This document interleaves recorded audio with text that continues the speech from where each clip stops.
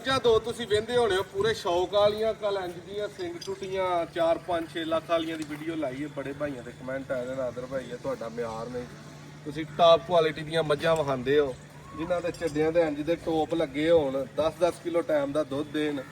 ਮੈਂ ਯਾਰ ਅਸੀਂ 20-20 ਕਿਲੋ ਵਾਲੀਆਂ ਵਹਾਈਏ ਤਾਂ ਵੀ ਬੰਦੇ ਮਸ਼ਕੂਲਾ ਲਾ ਦਿੰਦੇ ਨੇ, ਬਾਂਦਰੀਆਂ ਵਹਾਈਏ 5-4 ਲੱਖ ਵਾਲੀਆਂ ਤਾਂ ਵੀ ਲਾ ਦਿੰਦੇ ਨੇ। ਅਸਲ ਚੀਜ਼ ਇਹ ਵੇ ਦੋਸਤੋ, ਹਰ ਬੰਦੇ ਦਾ ਆਪਣਾ ਬਜਟ ਹੁੰਦਾ। ਕਿਸੇ 5-6 ਲੱਖ ਵਾਲੀ ਲੈਣੀ ਹੈ, ਕਿਸੇ ਪੂਰੀ ਪੰਜਾਬ ਲੈਵਲ ਦੀ ਸ਼ੌਕ ਵਾਲੀ ਲੈਣੀ ਹੈ। ਅਸਾਂ ਸਾਰੇ ਭਰਾਵਾਂ ਨੂੰ ਨਾਲ ਲੈ ਕੇ ਚੱਲਣਾ ਹੁੰਦਾ।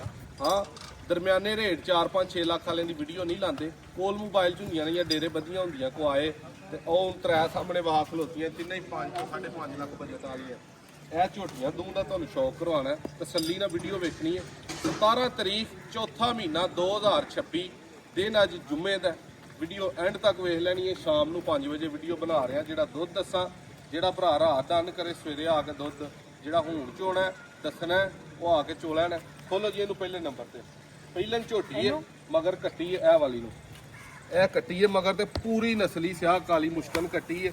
ਦੁੱਧ 2 ਥਣ ਜਦੋਂ ਦੀ ਜੰਮੀ ਹੈ ਨਾ ਉਦੋਂ ਦੇ ਪੀਤੇ ਨੇ।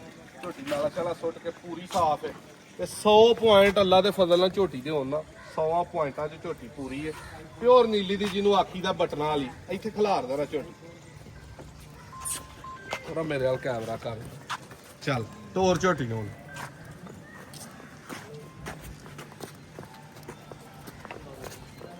ਇੱਧਰ ਨੂੰ ਪੁੱਤਰ ਤੋਰ ਨਾ ਸਾਹਮਣੇ ਖੁੱਲੀ।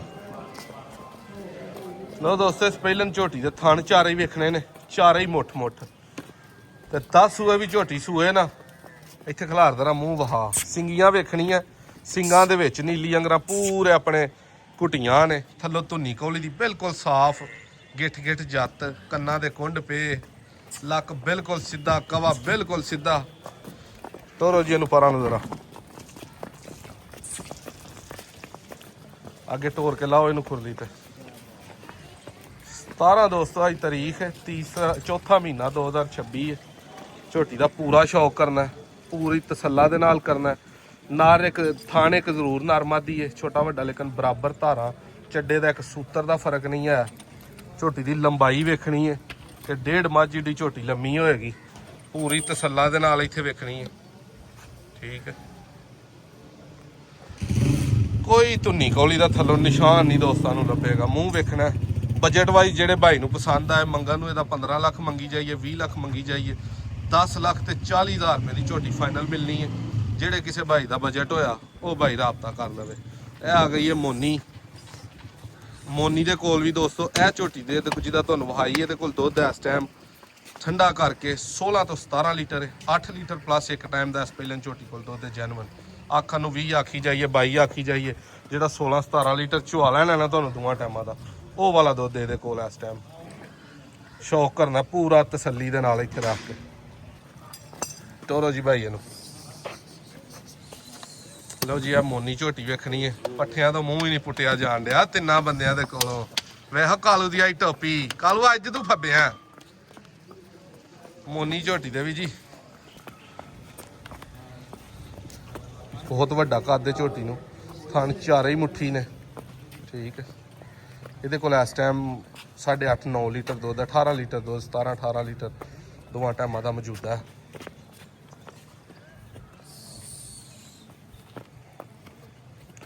ਪਰਤਾਓ ਜੀ ਉਹਨਾਂ ਨੂੰ, ਕਿਆ ਬਾਤ।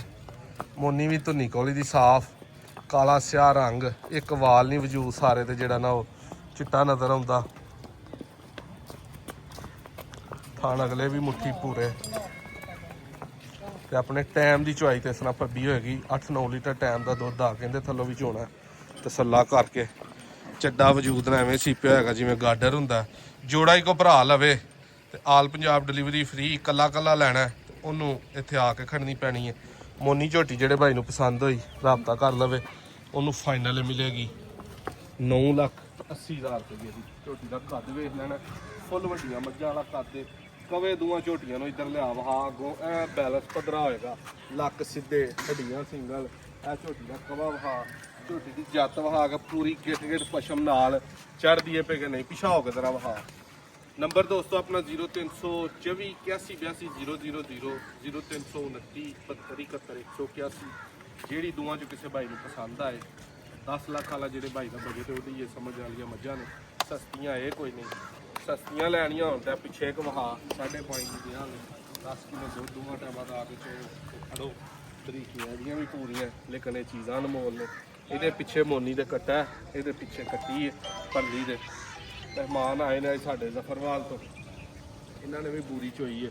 ਇਹ ਝੋਟੀ ਵੀ ਪਸੰਦ ਕਰਦੇ ਨੇ ਪਏ। ਦੇਖੋ ਲੱਪਾ ਕਿ ਇਹਨਾਂ ਦੇ ਕਿਹੜੀ ਨਸੀਬਾਂ 'ਚ ਕਰਦਾ। ਸਕਰੀਨਸ਼ਾਟ ਘੱਲ ਕੇ ਰਾਬਤਾ ਕਰ ਲੈਣਾ, ਮੌਕੇ ਤੇ ਆਉਣਾ। ਲੋਕੇਸ਼ਨ ਆਪਣੀ ਤਹਿਸੀਲ ਡਸਕਾ, ਜ਼ਿਲ੍ਹਾ ਸਿਆਲਕੋਟ, ਪੀਰੋ ਚੱਕ ਪਿੰਡ ਹੈ, ਮੋਤਰਾ ਪਟਿਆਲਾ ਰੋਡ ਤੇ। ਪੀਰੋ ਚੱਕ ਅੱਡੇ ਦੇ ਉੱਤੇ ਆਪਣਾ UBL ਬੈਂਕ ਤੋਂ ਬਿਲਕੁਲ ਰਸਤਾ ਆਸਾਨੀ ਦੇ ਨਾਲ ਸਿੱਧਾ ਡੇਰੇ ਤੇ ਆਈ ਜਾਂਦਾ। ਆ ਬੋਰਡ ਵੇਖ ਲੈਣਾ। ਕਿਉਂ ਜੀ ਰਸਤਾ ਆਸਾਨ ਨਹੀਂ ਭਾਜੀ, ਬਿਲਕੁਲ ਟਾਪੋ ਟਾਪ ਤੱਕ ਕਰਦੇ ਡੇਰੇ ਤੇ। ਵੀਡੀਓ ਅੱਛੀ ਲੱਗੇ ਸ਼ੇਅਰ ਕਰੋ। ਅੱਲਾ